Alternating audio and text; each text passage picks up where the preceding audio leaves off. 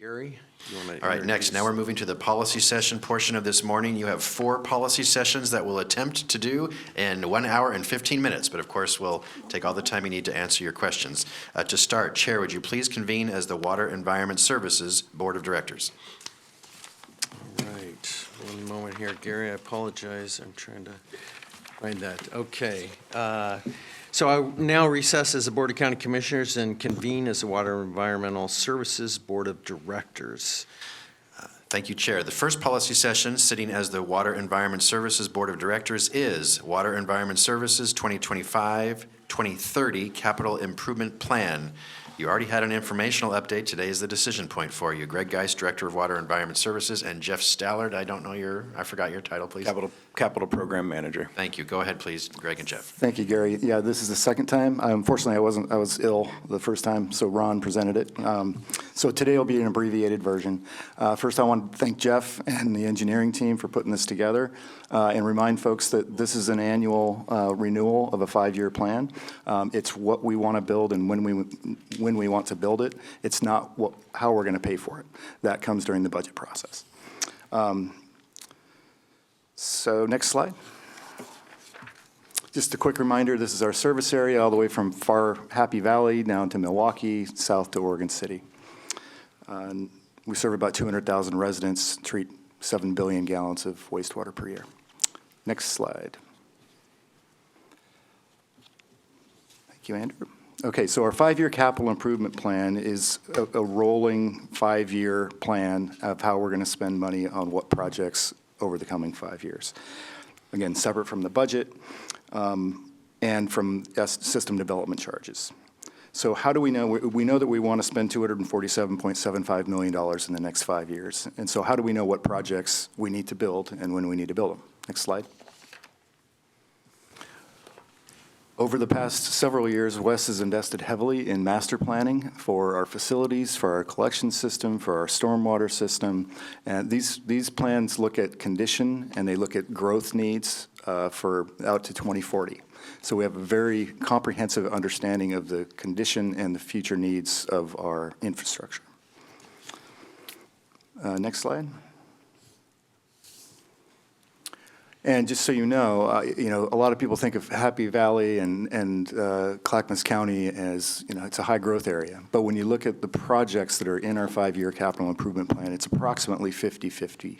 So 50% are due to the need for growth, and 50% are taking care of the 50-year-old, in some cases, infrastructure that we've been enjoying for many decades. Next slide.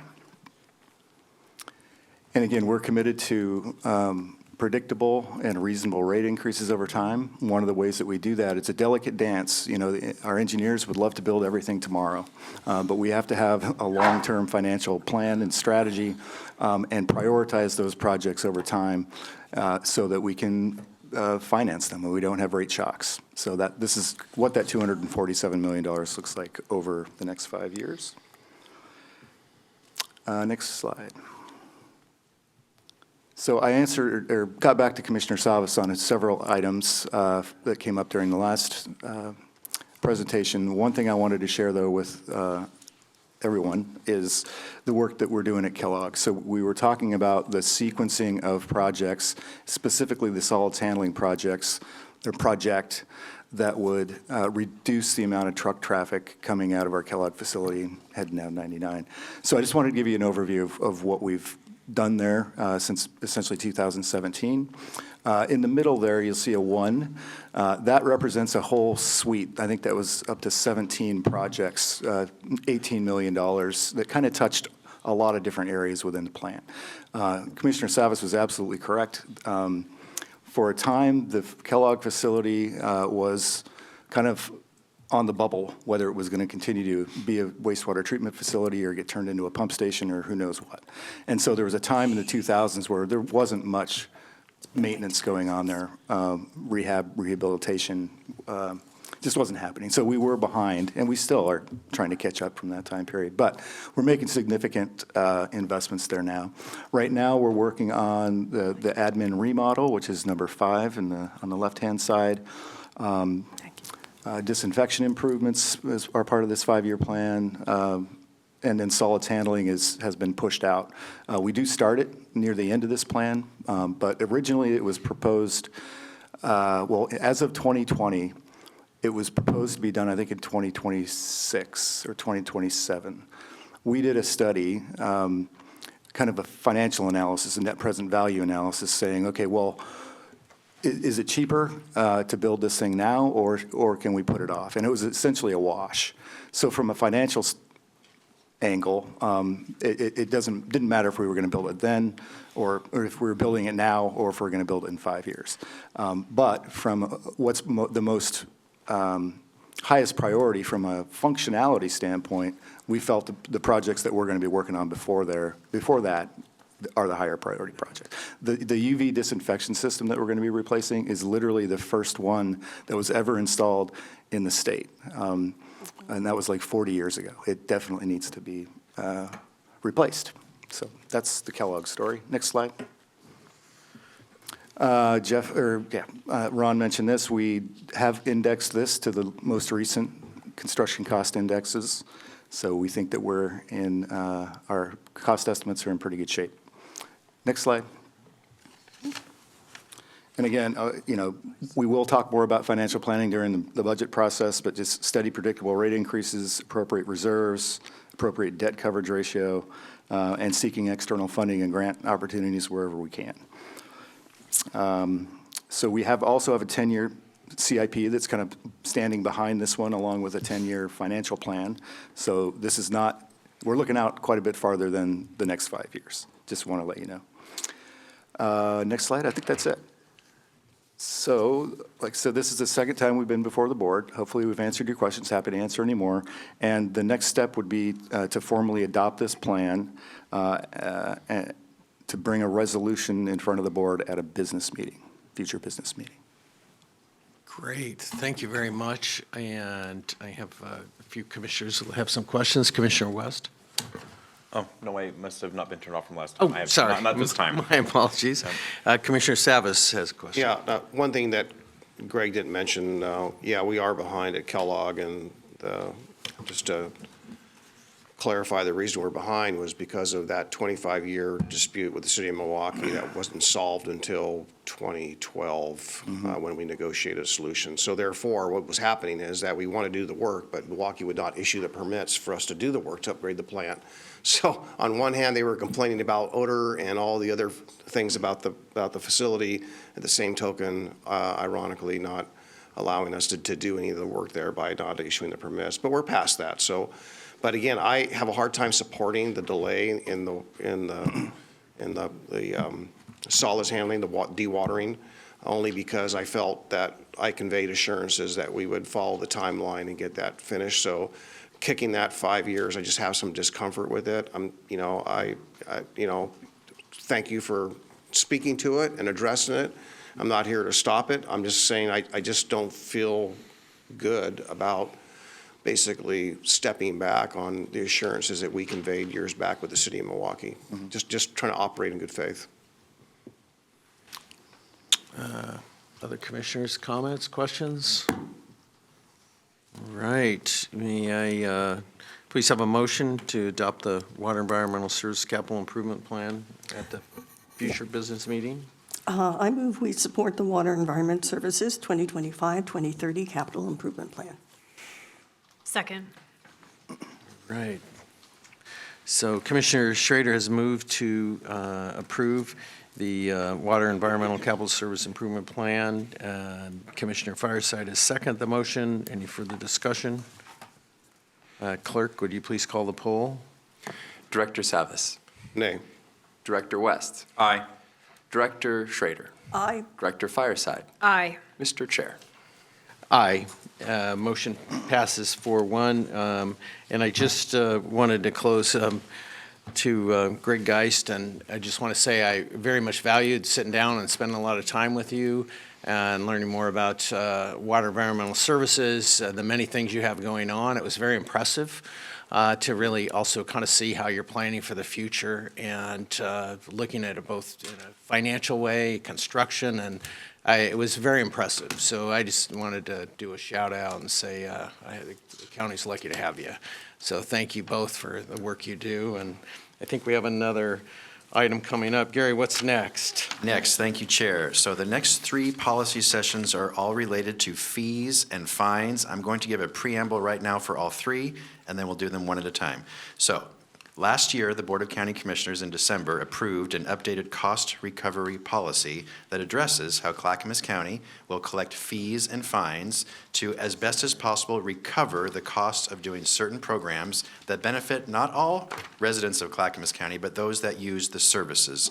And in this policy, the board approved that going forward, the fees and fines would be related to the Consumer Price Index, or CPI, for the Portland metro region, and that amount, whatever the percentage was for the CPI, would be the rate that all fees and fines would be automatically increased going forward.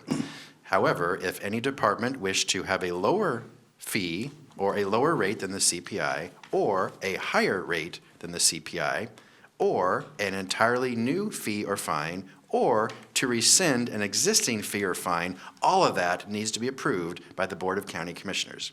So this is our first year modeling this new cost recovery policy. And so there are 3 departments that are asking for one of the things I just mentioned, a change, a rescinded, or a fee change for your approval. And those 3 departments, our districts, are Water Environment Services, the North Clackamas Parks and Recreation District, and for the county, the Department of Transportation and Development. So, and the reason we're doing it so early is that, should you approve, these will then be submitted as part of the proposed budgets for all of these departments or agencies that you will take final action on in May and June of this year. So that is the overall preamble for the 3 sessions you're about to hear.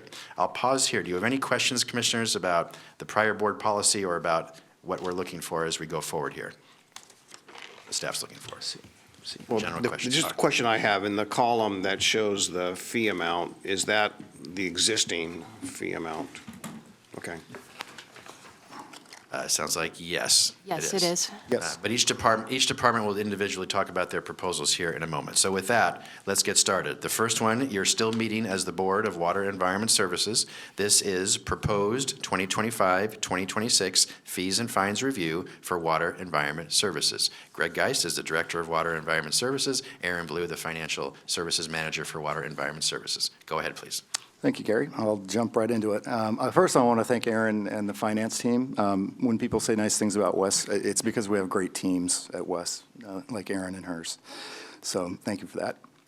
As you know, Wes receives no general fund support. We rely entirely on charges for services to fund our operations and infrastructure. Our total revenue is about $60 million per year, and most of that comes from monthly service charges. We'll be proposing adjustments to those as part of the annual budget process a little later this year. The items in our fees and fines schedule that we're reviewing with you this morning represent less than 2% of Wes's budget.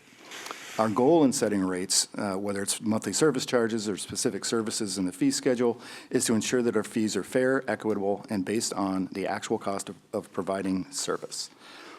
This morning, we'll be highlighting 6 of the more significant updates we're proposing and explaining the reasoning behind them. So the first one, if you look at your table, is the first line on the table. We're talking about delinquent account penalty. Right now, that's 1.25% per month, which works out to 80 cents per month. That's not enough to have any kind of impact on people's, encouraging people to pay. So we'd like to raise that one to 2% or $5 per month, whichever is greater. I guess we'll move on to the next one. You can ask questions anytime, obviously. So the next one that we're going to be talking about is the next line, so top of the second line down, and that's our delinquent account certification. So right now, we charge $50 to certify accounts. Well, I'll just read. Due to the essential nature of our sewer service, Wes doesn't really have an option to disconnect a customer for non-payment. Instead, we use a statutory process that allows us to certify unpaid bills on property tax rolls for collection through the assessor. This process, called certification, is labor-intensive to our staff to administer and results in significant delays in collection. One of the performance measures in our strategic plan is to maintain certification rates below 5%. Over the past 3 years, we've successfully met that target. However, there's a persistent group of customers who just don't pay their bills. And this group of, quote, repeat offenders is now about 75% of the accounts that we certify. The change we're proposing to address this is a tiered fee structure. The fee would remain $50 for first-time certifications, but increase to $100 for accounts that have been certified in either of the 2 prior years. We expect this change will further reduce the accounts we certify, improving the timing of our cash collections and ensure we recover our administrative costs. Any questions? Yeah, I'm sorry, Commissioner West has a question.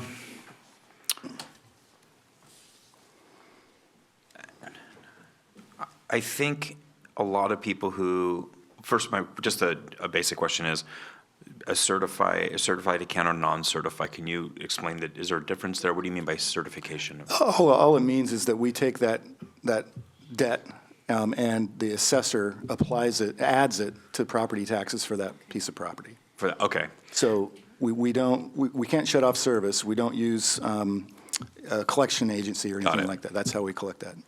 So here's my concern. We face, at least still right now, a lot of expenses for people, and a lot of those people probably are a little later having difficulty because they've seen the cost of everything balloon and skyrocket. I don't think I'm convinced that we have a huge burden here based on the realities that a lot of people are just facing, and I don't think that this is most people would maliciously try to not pay this bill. I think that it's like groceries or when do I pay my water bill sometimes for a lot of people. I don't have a big appetite to increase these fees on people today. Unless there was something that would show like this is a real burden on Wes, and there was a must. But I don't know if that is true right now. I think that a lot of people are just struggling, and I have a lot of empathy for that. And I think a lot of the issues around why they're struggling, we can debate that, but I don't know. Can you speak to that a little bit? How necessary to recoup these costs, or are we just looking for places to find new revenue with people who are already struggling? Well, so I don't disagree. We're trying to follow the county's policy and guidance of cost recovery. This is not going to have a significant impact to the bottom line of Wes. I will say that we do have the frequent flyers. Some of those people do it because it's a tax advantage, because now they have higher property taxes, and there's not enough of a penalty for that to make that not an attractive thing for some people. But you think a lot of people, Greg, are like gaming the sewer system so that they can have property tax advantages? Not a lot. I'm saying that the frequent flyers, the people that are repeatedly having it certified. I think there's a fair amount of them that do that for financial tax reasons. Gary, I have a question for you really quick. Can we a la carte this, where we say yes, yes, no, no? Yes, you can. Okay. Board, I at least with what we're talking about right now around increasing these fees, I'm not comfortable with it right now. I don't know if we want, I know we don't want to be here forever either as we go through a whole list, but those are my thoughts right now on this. Okay, thank you. Commissioner Savas. Yeah, in my previous capacity on being on the water board, someone doesn't pay their water bill, we send them a notice that we're going to cut them off, and then there's going to be a disconnect charge, so they know it incentivizes them to pay. On the sewer side, which I was also on a board in that capacity, there were people, just like Greg said, that as a business practice, they just don't pay. They see that advantage. So, but when he says frequent flyers, there's, for a small district as we were, West is much larger, and knowing that we have a far bigger commercial industrial base in West than we did in Oak Lodge. But yeah, some people just simply don't pay because there's no repercussions, right? They're still going to be able to flush their toilets and everything else. And so to me, I won't say it's gaming the system, but it's not in the best interest of the district to not use this. That's why this statute was created to allow this. So I'll be supporting it because of that. Certainly there are some people that maybe can't afford it, agreed. But I don't know if we have a low income. We do. Yeah, so there's also a low income policy that we had, and Wes has it too, apparently, that for those who don't have the ability to pay, that we offer a means to help them. So with that in mind, I would probably support this today, myself. We also offer payment plans for people that get behind. All right. Thank you. Gary? Yes, Chair and Board, and for staff, I'm sorry for not clarifying. We have a limited time today, so I'm going to suggest do not go through line by line, staff. But Commissioners, I'm assuming you've read your materials, so rather I'd like to open the floor. I'd rather staff leave it to the Commissioners. If you have any concerns on any particular item, ask that question of staff. Otherwise, I think that'd be a more efficient way to go through this, please. Thank you. Okay. And Commissioner Fireside? To Commissioner West's point about not, impacting working families that are struggling and, anybody that's struggling for that matter, are people that are behind, are they given the opportunity to know of the services that you offer, of the, like, we can help you at this particular phase, and what does that look like? I guess I'd like to know so I can understand more, if that makes sense, right? Thank you. Sure, yeah, I'd be happy to answer that. We have a notification process that we just implemented about 3 years ago, and that's one of the reasons we were able to bring the certification rate down to below our target. And that consists of sending out a letter that also informs folks of our low-income discount program and opportunities for payment plans. We will not certify if an account is on a payment plan and has made at least one good faith payment. So we're incredibly mindful about anyone that's in financial distress. And we actually did a cross-comparison of the accounts that we certify with the properties that were late on their property taxes, and there's no meaningful relationship there. So if there is financial distress, it doesn't seem to be carrying through to actually payment of property taxes. And we did think about, too, potentially there may be an incentive for folks to allow those delinquent sewer bills to certify. Increasing the repeat certification fee to 100 increases it above the marginal tax rate for the state of Oregon and potentially would be a disincentive at that point. So we put a lot of thought into that particular one. Thank you. Thank you. Thank you. So I think just continue with the discussion, if you could go through continue with the fees. So we've got 4 more to do. I'll try to be quick. The next one is about a third of the way down, page 1, under development plan review fees, the line below that, and it is the installment payment application. So it's by statute and by West rules, if somebody builds a house and wants to connect to the sewer system, it costs about $9,000 for them to make that connection. They can do a payment plan. And so, to help with those costs over time. So it takes about 4.5 hours of staff time. We get council review, recording fees, and the current fee of $110 just doesn't cover it. We're proposing to increase that to $500, which covers the direct costs and is consistent with other county departments, DTD in particular. Next one is the line below that, reimbursement district application. So Wes's new rules over the last couple of years allow for reimbursement districts. So if someone has a big piece of property up on Scouters Mountain that's 1,000 feet away from the nearest sewer and through along an alignment that has other properties that will develop in the future, they can build that infrastructure. They can kind of cherry stem out and connect to our system, and then there's a process where we evaluate that. We bring it to the board. It's a board decision, and we establish a reimbursement district so that future properties that connect to that line that was built by that developer reimburse that developer. And it's a lot of work. We have to. They're all different, and there could be 28 properties or 2 properties that are in the future going to develop and pay that reimbursement fee. So it's a lot of work up front, and then we have to administer. That's a 10-year program, so we have to keep track of it for 10 years. So we are proposing to go from $500 to $3,490, which is based on what we think is the cost of service. And keep in mind that, that it's $9,000. The developers are getting a whole lot more than that back, because it could be hundreds of thousands of dollars that they get reimbursed over the course of that 10 years.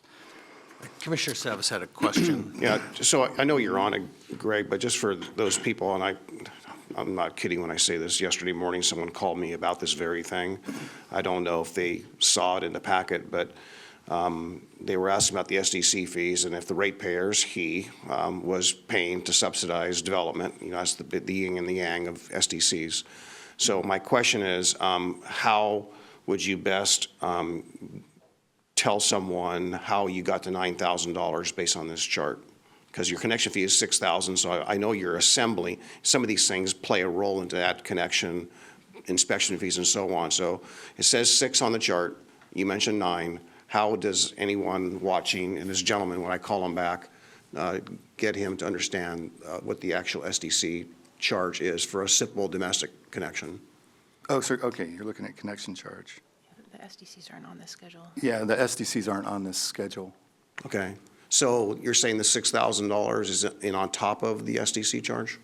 Can you explain that? The $6,000 doesn't always apply, but it would be on top of the SDC charge if a property needed to physically connect to the system. I'm afraid I'm not an expert on that. I don't work in our development review program. Okay, so someone's putting in a subdivision, right? So the developers, let's say it's a 100-unit subdivision for sake of argument.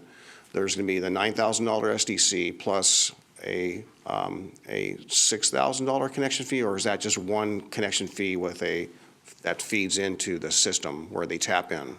I'd have to get back to you on that. Okay. I'll run it by our development review people. It's different and it's not used frequently. Okay. Okay, moving along. So now we're on page 2, about a quarter of the way down, extra strength charges. And so extra strength charges are basically industries that discharge waste that is a lot stronger or a lot more difficult to treat than typical household sewage. So in the past, we had 2 separate rate zones, or we still do. We had 2 separate service districts, and we had established 2 separate cost of service and rates for that extra strength material.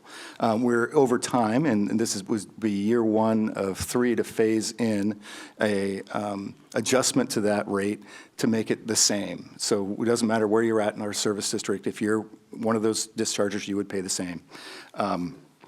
Right now, the rates needed to fully recover costs of treatment are about 34 cents per pound for the what we call BOD, and 24% cents per pound for the excess solids, what you see as TSS. These rates are significantly below the average rates of about 67 to 72 cents per pound charged by other agencies. However, we're proposing to phase these in over 3 years to reduce the impact of the increase to our industrial customers. And the last one is about halfway down the second page. Oh, wait a minute. Oh, yeah, tap-in fees. So, yeah, sanitary sewer tap-in fees. So right now, we charge, various charges. When a property owner connects to West's sewer system without an existing service connection, we charge a tap-in fee for our crew to install the service connection. The service entails about 6.5 hours work of staff time and 2 separate trips by field operations to drill into our collection line, install a fitting for connection to the service lateral coming from the house, then return to conduct a backfill inspection once the connection's been made. The fee schedule doesn't reflect that. It doesn't even cover the cost of the physical tap that we provide for that.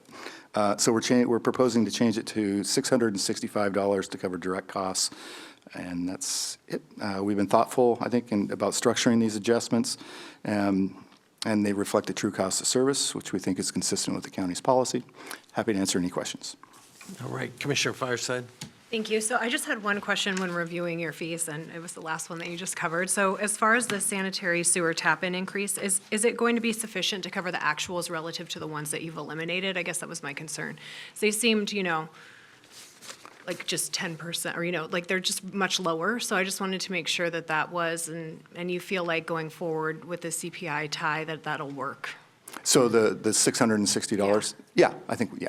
It will bring us up to what it costs us now, and with the CPI adjustment over time, we should be good for a very long time. For the entire group, I guess that was my concern, because all the ones were eliminated and sort of put into one. So I just wanted to make sure. Oh, yes, yeah. That was, again, a vestige of when we were doing things differently across the district, and now we're one thing. So, Okay, yeah. thank you so much.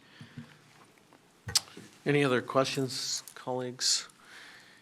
I know Commissioner West has some reservations about this. I think trying to see where the rest of the board is on this, if we're ready to move forward on a motion, maybe have some further discussion about it or amend the motion that might. So I guess I'd start by if anybody interested in having a motion to propose the changes in fines and fees. I will move that we approve the proposed changes to fees and fines for water and environment services. Second. Okay. Commissioner Savas has moved to adopt the fines and fees as listed. Commissioner Savas has seconded the motion. And any further discussion on this? All right, seeing none. Clerk, would you please call the poll? Oh, I'm sorry, fine. Commissioner West? No, that's fine. Go ahead. I guess I'm not, I'm reluctant to support the fees based on the concerns I mentioned previously.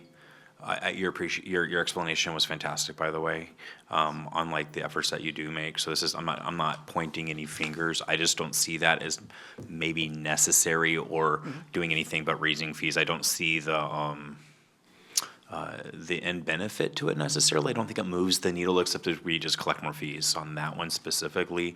So for that reason alone, maybe I'm wrong, but for that reason alone, I'm probably not going to support this fee schedule. All right. Having no further discussion, Clerk, would you please call the poll? Director Fireside. Aye. Director Savas. Aye. Director West. No. Director Schrader. Aye. Mr. Chair. Aye. And the motion passes 4-1. Gary, what's next? Last year, the Board of County Commissioners in December approved an updated cost recovery policy that addresses how Clackamas County will collect fees and fines to, as best as possible, recover the cost of doing certain programs that benefit not all residents of Clackamas County, but those that use the services. And in this policy, the board approved that going forward, the fees and fines would be related to the Consumer Price Index, or CPI, for the Portland metro region, and that amount, whatever the percentage was for the CPI, would be the rate that all fees and fines would be automatically increased going forward. However, if any department wished to have a lower fee or a lower rate than the CPI, or a higher rate than the CPI, or an entirely new fee or fine, or to rescind an existing fee or fine, all of that needs to be approved by the Board of County Commissioners. So this is our first year modeling this new cost recovery policy. And so there are 3 departments that are asking for one of the things I just mentioned, a change, a rescinded, or a fee change for your approval. And those 3 departments, our districts, are Water Environment Services, the North Clackamas Parks and Recreation District, and for the county, the Department of Transportation and Development. So, and the reason we're doing it so early is that, should you approve, these will then be submitted as part of the proposed budgets for all of these departments or agencies that you will take final action on in May and June of this year. So that is the overall preamble. Great, Thank you very much. Chair, would you please now convene as the North Clackamas Parks and Recreation District? All right, I'll now adjourn as the Water Environmental Services Board of Directors and convene as the North Clackamas Parks and Recreation District Board of Directors. All right, so we're in the same theme. This is 2025-2026 proposed fees and fines review for the North Clackamas Parks and Recreation District. Chiaselli is the director of the North Clackamas Parks and Recreation District. Go ahead, please. Thank you, Gary. Good morning, Chair Roberts and directors. I'm Chiaselli, Director of NCPRD. I'm here today to request board approval for new fees, elimination of some existing fees, and increases to some existing fees that are over the Consumer Price Index. NCPRD charges fees for recreation programming, facility rentals, and services to the community, and relies on fees to offset associated direct costs, generating approximately 4% of NCPRD annual revenues. And although 4% sounds like a small percentage, adequate fee recovery is really critical for the financial sustainability of NCPRD. NCPRD does not receive any county general funds. The last time that the board approved a fee increase for NCPRD was in 2022. First, approval of 127 new fees is requested to allow for a new approach to fee structuring that consists of fee categories with multiple tiers so that NCPRD can be responsive to market demand for programs and services while having the ability to adjust for real-time labor and facility cost drivers. An example is the new category of sports and recreation program classes, which has 14 tiers that will allow NCPRD to adjust fees according to the number of hours for the class, offering as well as the real-time costs of labor and the facility. We sometimes hold these classes at other facilities that we do not own. I would add that this multi-tiered system will allow for better cost recovery, but also provide a more exact and competitive fee for our customers. Of the 65 fees that are proposed for elimination, 45 of those fees are now represented in the new system of categories with multiple tiers, and the remaining 20 fees are no longer needed because that offering has been eliminated, such as a field use at a property that we no longer own. Lastly, 64 fees are proposed for a one-time reset above the CPI. 14 of these fees are proposed to be rounded up within the nearest dollar for ease of accounting and cash handling. And the remaining 50 fees have been increased, most by a few dollars, but still in excess of the CPI to achieve adequate cost recovery, again, since fees have not been increased since 2022. Even with these fee increases, NCPRD is still one of the most cost-competitive options in the region among public parks and rec organizations, if not the lowest, which is really by design because maintaining community access to programs and services is a priority for NCPRD. Thank you. Thank you.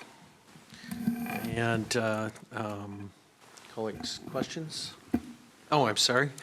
Commissioner, I don't know who was first.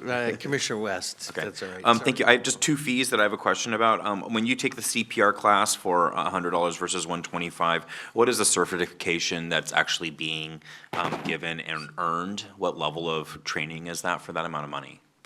Thank you for that question, Director West. If I may, Gary, I'd like to ask Candy Ho, Recreation Services Director, to join me.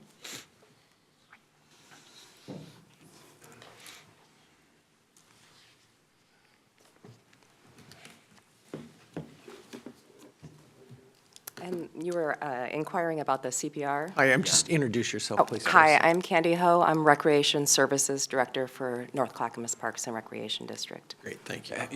And so so what level of certification is being achieved? How long is the course? And is it a multi-day course? Is there part of it that's done in class versus online? Or what is the certification achieved for that amount of money? And the CPR class? Yeah. Those classes we hold in person, and a CPR class, I believe, can be completed in one day, probably be a 6-hour class. Okay. We have the ability to teach a hybrid class, so we could make arrangements so somebody could do online, but they will come in and review all of the materials. They have to practice the skills and demonstrate the skills as well as test out. Is They're this all like, is this? American Red Cross. It's American Red Cross basic CPR? We also have professional rescuer with our American Red Cross lifeguard Okay. training. Is that equivalent to like basic life support for healthcare BLS? Do you know? I'm not sure if it's a complete bridge, but it's closer. Okay. Yes. So my question is, and maybe this is what it just is for you to cost to do it, it just seems a little high by about $50 on either end for that fee, just from my professional experience. And based on a 6-hour course with the level of certification achieved, I'm guessing that certification is good for 2 years? It is a 2-year certification. I believe our direct costs with Red Cross are like $60, or our Okay. certification fees are very high. And so to have staff members also doing the training and paying for their time. For their time too. And so maybe be what our cost is, but I do think comparatively it might be just a little high. I'm not saying, just that's why I ask. And then the other thing, could you please explain lane rental? So if somebody, is that for lap swimming? So if they want to lap swim for an hour, is that how much it costs for them to like have that lane? I don't, It's on that first page there under, yeah, that- Oh, wow. hourly. An hourly lane What does that rental mean? would be after hours. So we do have swim teams that rent the lanes. Got it, okay. And then I just wanted to, Kia had pointed out, American Red Cross teaches that class for $126 They do, to okay. the public this Okay. time. I just know what I go through as an RN in healthcare professionals and where we get our certification, it's just less than that. But that's why I'm asking. It seems, I'm not gonna vote against anything, I'm just curious about how that fee was derived. Thank you. Thanks, Commissioner. Commissioner Fireside? Yeah, so I just had one question when I was reading through all the fees. Could you explain to me how the tier formula came about, or like what that means? Like, is it actual bodies? Is it actual, right? Because I mean, it would make sense if it's like based on the number of people that you're serving at that particular, I'm just curious how the tier formula pans out, please. So the tier formula is based on several inputs, and I would say the primary inputs are labor. So if we are, if we're bringing in labor from one of our partners and we have a fixed rate and it's a low fixed rate because maybe we get a subsidy from the government for individual older adults, then that hourly rate for the labor will be lower. Whereas maybe we have a Lego camp and we actually have to pay staff at a higher rate, or we have a more specialized class with more technical skills that are required of the instructor, of course, that labor rate would be higher. And then if we own the facility, of course, it'll be more cost-effective to have that activity at our facility, but we may actually have to pay a rental rate at another facility. I'll ask to see if Candy has anything to add. She explained it. We're trying to recover at least, beyond our direct costs, including some of the facility costs to run the programs in the community.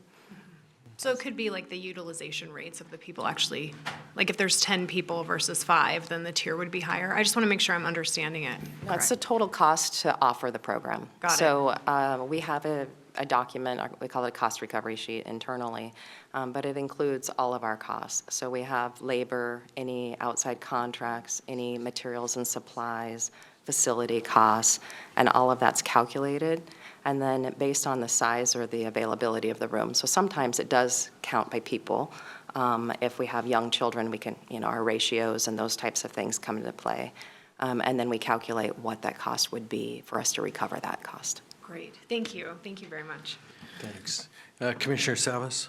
Yeah, overall, I just have a comment I want to make, just recognizing a lot of the financial work that has been done regarding NCPRD in the last almost a year now, and what has been uncovered, and we appreciate Chiaselli's leadership as the NCPRD director in trying to reconcile the fact that this is the only budget in the county that is underwater, so to speak. However, it's not a structurally sound budget, and I think that, if I recall, the number was somewhere between $800 and $1.1 million a year going backwards.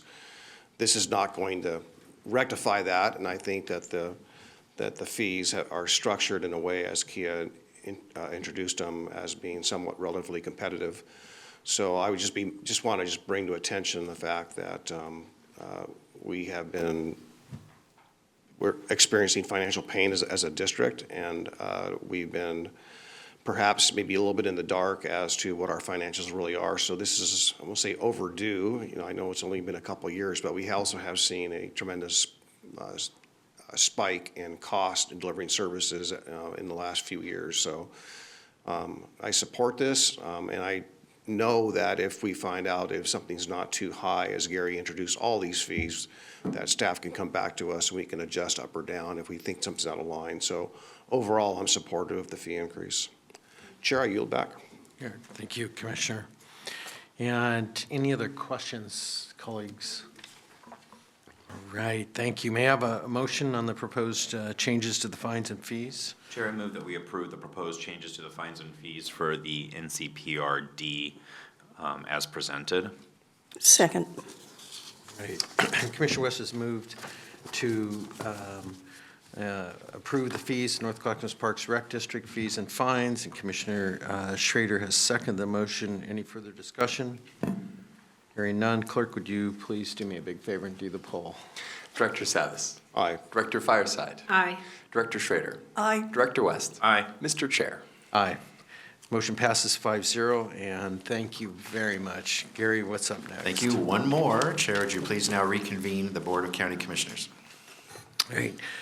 I will now adjourn as the North Clackamas Parks and Recreation District Board of Directors and reconvene as the Board of County Commissioners. Last year, the Board of County Commissioners in December approved an updated cost recovery policy that addresses how Clackamas County will collect fees and fines to, as best as possible, recover the cost of doing certain programs that benefit not all residents of Clackamas County, but those that use the services.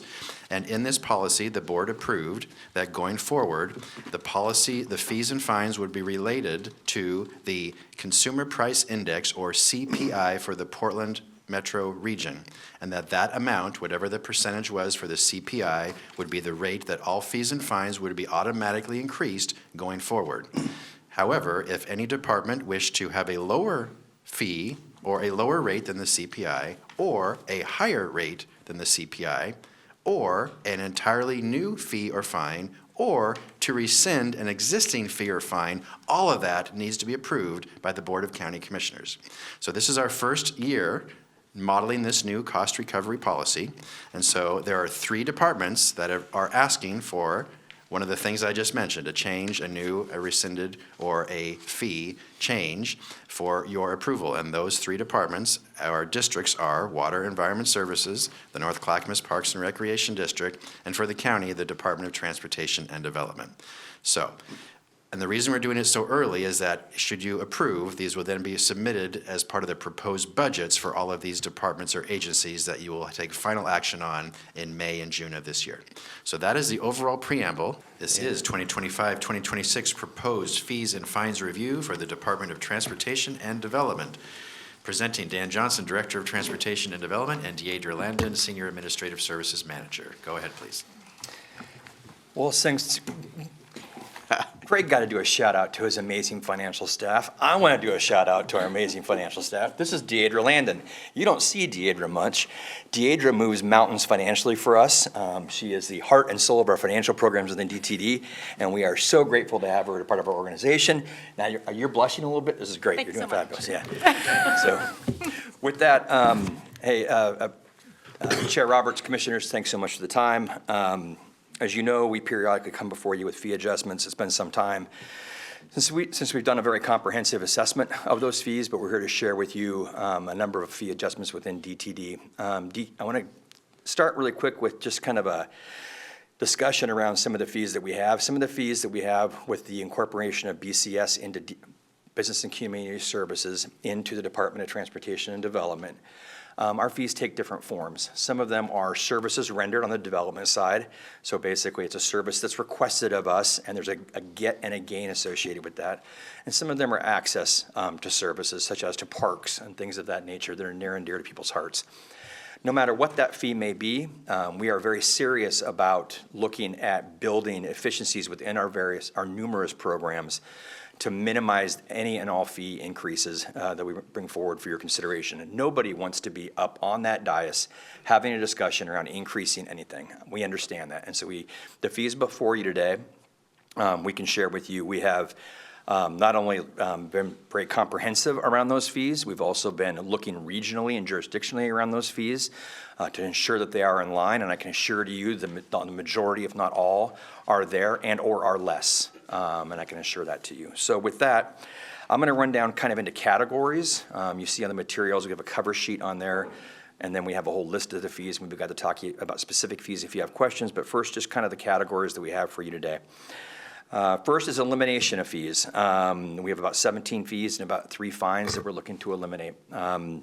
Essentially, a lot of these take different forms, but a number of them are around the fact that the fee is archaic and isn't needed anymore, or there's a new way that we're looking to charge for the service through a different fee, and there's just no need for it. So, for example, we used to have a boat permit park fee in the Parks Department, and it's like, why do we have a boat parking fee and not a vehicle fee, and we add the fee and make it all one? So it's essentially just removal of the fee to make things simpler and easier. We have reductions. We don't have a lot of them, but we do have 2 fine reductions. Those are around some of our library late returns. We're trying to be consistent with other libraries in the area, and there was a very small reduction there. These are cents, not significant amounts of money.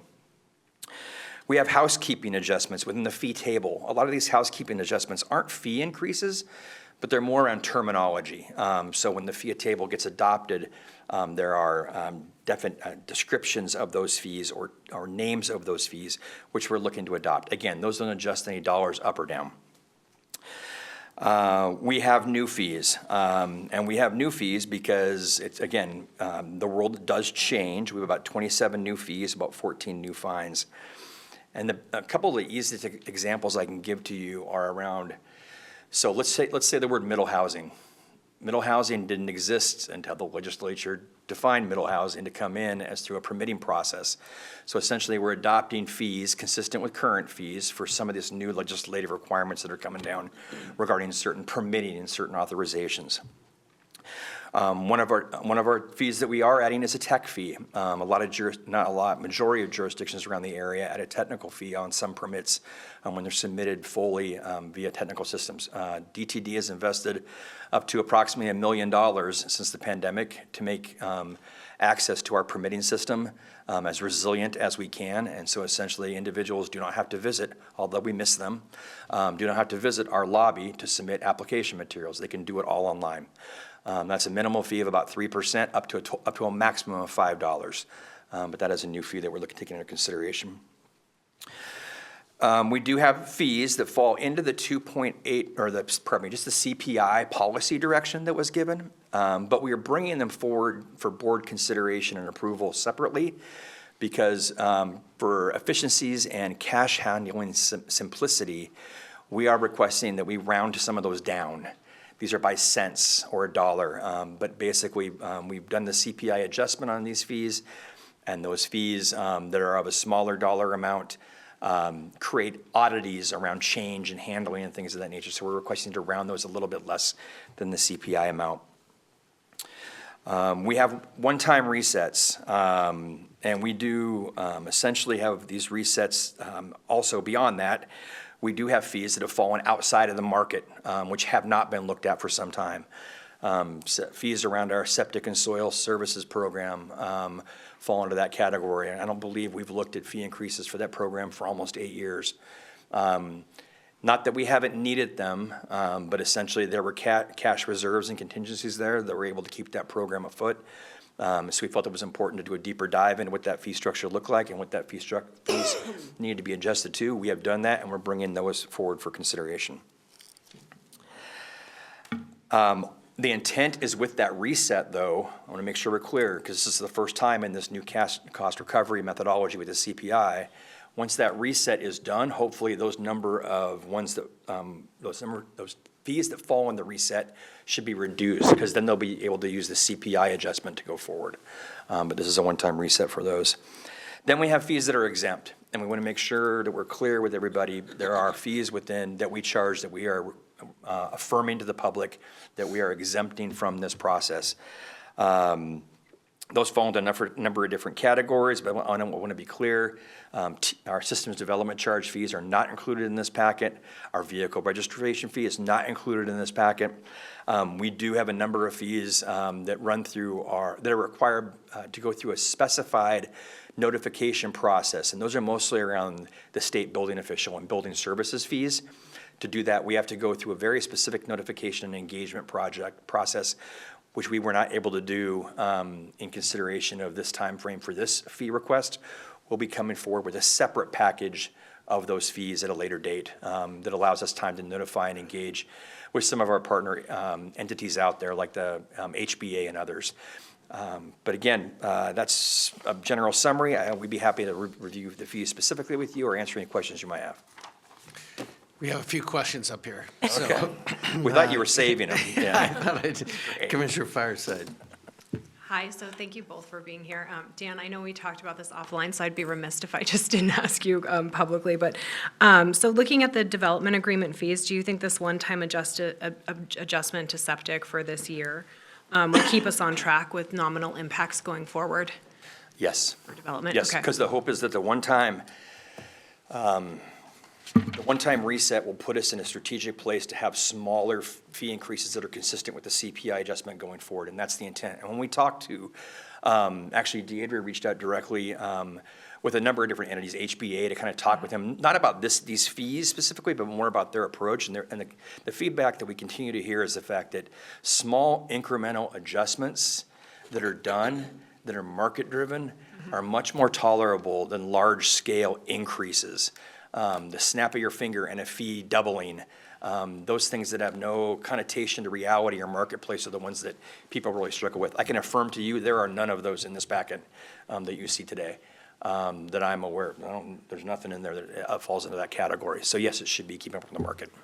Okay, great. And then I know you had, Caroline had reached out to you, and I was just curious if you were reaching out to HBA and the other groups that are impacted, especially around these particular development fees. And I just wanted to reiterate again publicly, because I know the answer, but I just wanted you to say like whether or not you'd be doing that kind of outreach so it isn't a surprise to the developers that are. That is correct. We intentionally give them advance notification. We'll have a communications plan regarding this.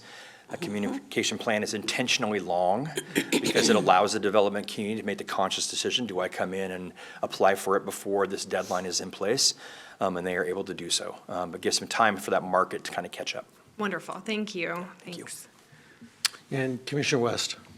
This is not directly about the fees before us. I don't have necessarily any, I reviewed it, don't have any big questions. However, do we offer special access passes to disabled veterans, kids in foster care, families that have adopted kids out of foster care so that they can camp or use our parks for nothing more than just the cost of booking?